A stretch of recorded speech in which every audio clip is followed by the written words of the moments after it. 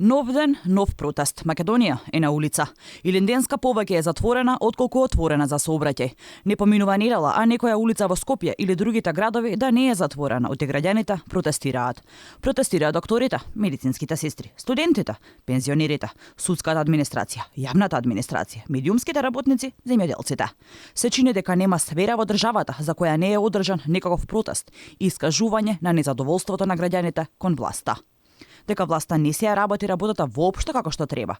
Според универзитетскиот професор Звонимир Јанкуловски, зборува и фактот што и оние верни членови на партиите на власта, кои заради своите партиски заслуги добила работа во јавната администрација, излегуваат на улица.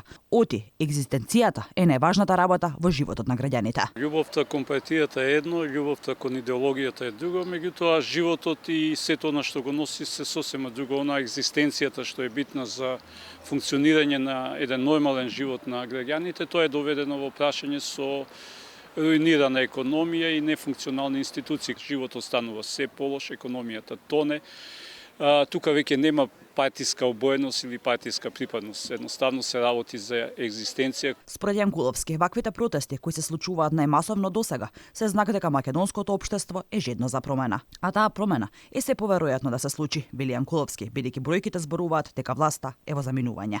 Не гледам дека некој воопшто е задоволен од сегашната власт, ова ви покажува дека државата е нефункционална и дека не може да одговори на потребите на системот кој функционира во државата, така што ова е реакција на незадоволство кое се акумулира со години и потврдува дека државата се наоѓа во фаза на она што во теоријата се нарекува распадната држава. Ако досега беше еден процес на пропаѓање на државата, веќе може да зборуваме за нефункционална држава, држава која е во распад. Денеска протест одржаа од судската администрација, во петокот медиумските работници, но и здравствените. Не толку одамна истекој понеделник беше резервиран за протести за случаите со онкологија, како е излегувањето на студентите од факултетите против скандалозните промени на кривичниот законник.